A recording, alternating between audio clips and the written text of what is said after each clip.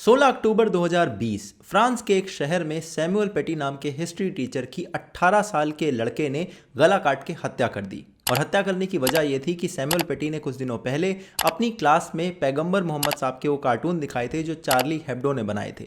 इस क्लास का कॉन्टेक्स्ट ये था कि सैमुअल पेटी बच्चों को फ्रीडम ऑफ एक्सप्रेशन पढ़ाना चाहते थे। उन्होंने ये पढ़ाने से पहले ये भी कहा था कि जिन लोगों को इससे तकलीफ हो सकती है वो क्लास छोड़कर अभी जा सकते हैं, मगर ये पढ़ाना मेरे लिए ज़रूरी है। वो क्लास सैमुअल पेटी की हत्या का कारण बनी। फ्रांस की सरकार ने इसे इस्लामिक टेररिस्ट एक्टिविटी कहा और वहाँ की सरकार ने इस पर क्रैकडाउन करने के लिए पूरी तरह से ठान लिया।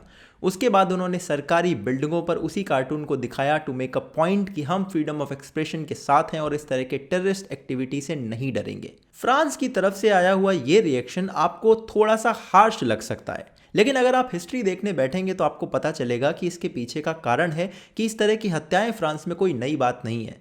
चार्ली हेब्डो फ्रांस की ही एक मैगजीन है जिसके दफ्तर में 2015 में कुछ टेररिस्ट घुसकर गोलियों से भूनने लगे थे लोगों को। 10 से ज़्यादा लोगों की वहाँ पर मौत हो गई थी और उसके पीछे भी वजह थी क्योंकि उस मैगजीन ने इस तरह के कार्टून पब्लिश किए थे।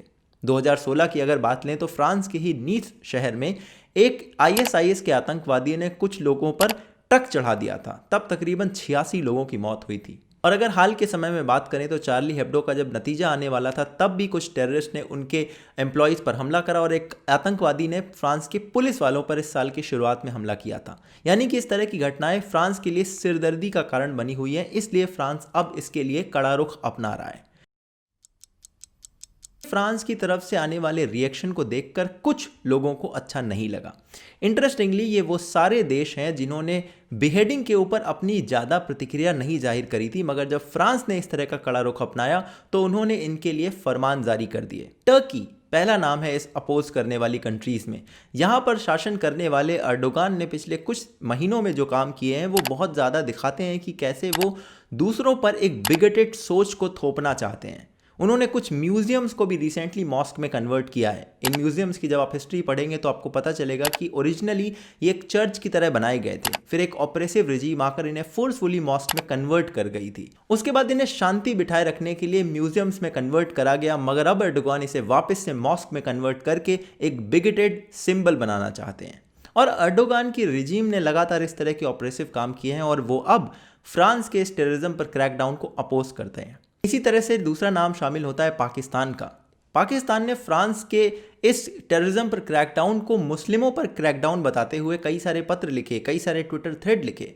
मगर क्या पाकिस्तान मुस्लिमों के हितैषी होने की हैसियत से इस तरह का विरोध कर रहा है? देखने पर ऐसा नहीं लगता। और ऐसा मैं क्यों कहता हूं? क्योंकि आप ध्यान से देखिए, बलोच भी तो मुसलमान हैं, मगर बलोचिस्तान पर पाकिस्तान लगातार अट्रॉसिटीज़ करता जा रहा है। आप ध्यान से देखेंगे तो अहमदियाज भी तो मुसलमान हैं, मगर पाकिस्तान अहमदियाज को मुसलमान मानने से इनकार कर देता है। एक और बात, चीन जहां से लगातार पाकिस्तान पैसे लेता है, एक तरह से उनके ऑर्डर्स भी मानता है और एक तरह से उनके सर्वेंट की तरह बिहेव करता है। जब चीन के अंदर 1 मिलियन से ज़्यादा यूगर्स के साथ इस तरह से बर्ताव होता है जैसे वो मेंटली इल हो या फिर उन्हें री एजुकेट किया जाता है, उन्हें कैंप्स में रखा जाता है, तो उसके सवाल के जवाब में देखिए इमरान खान किस तरह से अपनी बात रखते हैं। Okay. What's your stance on China's treatment of Uyghur Muslims? Frankly, I don't know much about that. Turkey has said it was a great shame on humanity, and you have also spoken up in defense of Muslims around the world. It's true. I mean, Muslim world is probably going through its worst phase right now. But you won't speak out against what's happening in China. If I had enough knowledge, I would speak about it. It is not so much in the papers. But there's Pakistani men that have gone to protest about their wives being detained. I haven't heard about that. Thank you. तो अगर पाकिस्तान सच में मुस्लिमों के हितैषी की हैसियत से France का अपोज कर रहा होता तो वो इन सारी चीज़ों में भी बहुत वोकली बात करता, मगर यहाँ पर वो बात नहीं करता है। इससे पता चलता है कि पाकिस्तान यहाँ पर पूरी तरह से हिपोक्रेसी दिखा रहा है। ये सारी चीज़ें जब चल रही थी उसी बीच कई सारे मिडिल ईस्टर्न कंट्रीज़ ने भी ये कहना शुरू कर दिया कि अब हम फ्रांस का कोई सामान नहीं खरीदेंगे और बॉयकॉट फ्रांस जैसी चीज़ें ट्विटर पर ट्रेंड होने लगी। इसी बीच कल के दिन एक और अटैक हुआ फ्रांस के नीस नाम के शहर में, जहां पर मैंने आपको बताया था 86 लोगों पर ट्रक चढ़ा दिया था एक आईएसआईएस के टेररिस्ट ने 2016 में। वहां पर कल एक चर्च में दूसरा हमला हुआ। इस हमले में एक महिला की गर्दन सिर से काटकर अलग कर दी गई और 2 और लोगों की जान गई है। इसी के साथ कई सारे लोग घायल हुए क्योंकि जिसने हमला किया था उसने चाकुओं से उन सब पर वार किया था।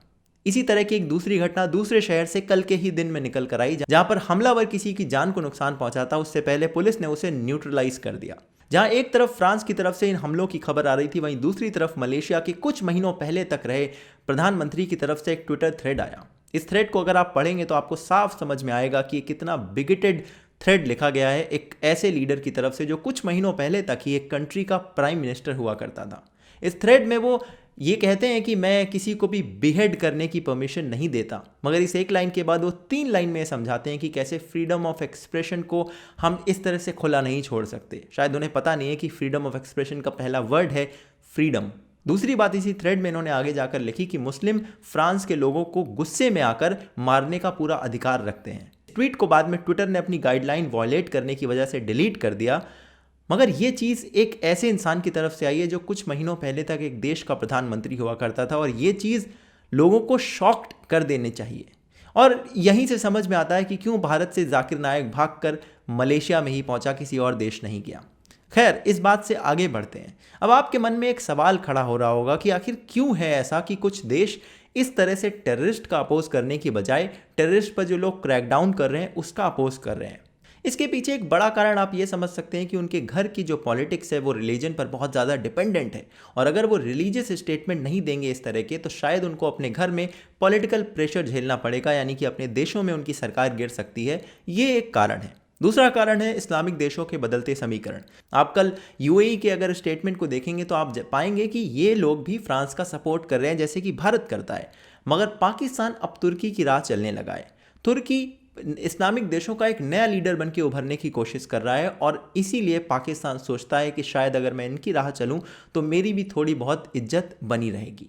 इसके अलावा और भी कई सारे कारण हैं। अब देखिए, फ्रांस का पूरा मसला फ्रीडम ऑफ एक्सप्रेशन नाम की चिड़िया पर अटका हुआ है, और ये जैसा मैंने कहा इन देशों के लिए, पाकिस्तान, तुर्की और मलेशिया जैसे देशों के लिए एक चिड़िया का नाम ही है, क्योंकि इन्हें नहीं समझ में आता कि लोग फ्रीडम ऑफ एक्सप्रेशन के लिए इतना अग्रेसिव कैसे हो सकते हैं। इसलिए आप ध्यान से देखिए, इन देशों ने उस बात पर इतना बड़ा रिएक्शन नहीं करा कि एक टेररिस्ट ने एक टीचर का सिर काट दिया, मगर इनका रिएक्शन इस बात पर ज़्यादा था कि कैसे वहाँ की जो राष्ट्रपति है वो उस इंसान के साथ खड़े हुए हैं जिसका सिर कट गया फ्रीडम ऑफ एक्सप्रेशन की वजह से। इसीलिए तो जब फ्रांस के राष्ट्रपति ने फ्रीडम ऑफ एक्सप्रेशन का साथ देने की बात कही तो तुर्की के एर्दोगान ने कहा कि फ्रांस के राष्ट्रपति का दिमाग खराब हो गया है, इन्हें मेंटल ट्रीटमेंट की ज़रूरत है, क्योंकि ये इनकी समझ के बाहर है कि कैसे कोई इंसान फ्रीडम ऑफ एक्सप्रेशन के लिए इतने ज़्यादा मजबूत तौर पर खड़ा हो सकता है। इसका एक दूसरा और बड़ा कारण है कि इनके अपने देशों में धर्म के खिलाफ बोलने की बिल्कुल भी आज़ादी नहीं है। उसका सीधा नतीजा होता है मौत, और इन्हें समझ नहीं आता कि बाकी देश कैसे इस तरह की लिबर्टी, इस तरह की फ्रीडम की बात करते हैं,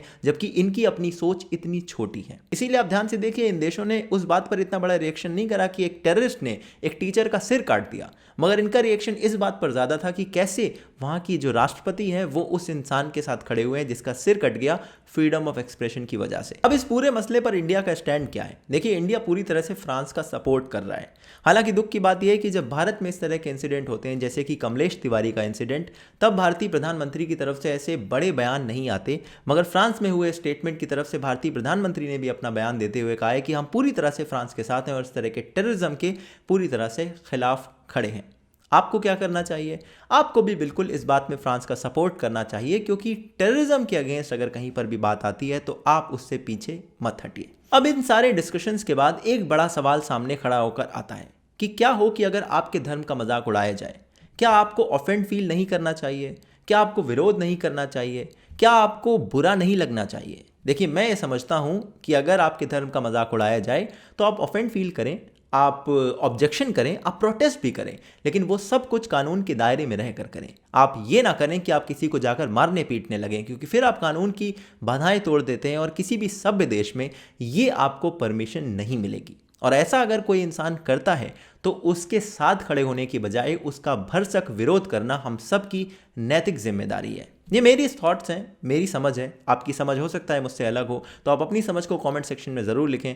उम्मीद करता हूँ आप इस वीडियो को देखकर कुछ नया सीख पाए होंगे, और अगर आपको ये वीडियो पसंद आया तो इसे दूसरों तक शेयर करें, लाइक करें इस वीडियो को, comment down below your thoughts, subscribe करें इस चैनल को। मेरे काम को सपोर्ट करना चाहते हैं तो पेट्रियन और इंस्टामोजो के लिंक्स पिन कमेंट और डिस्क्रिप्शन में अवेलेबल हैं। मैं आपसे मिलूंगा ऐसे किसी और टॉपिक के साथ अगले वीडियो में। तब तक के लिए अपना ध्यान रखिएगा। जय हिंद, वंदे मातरम।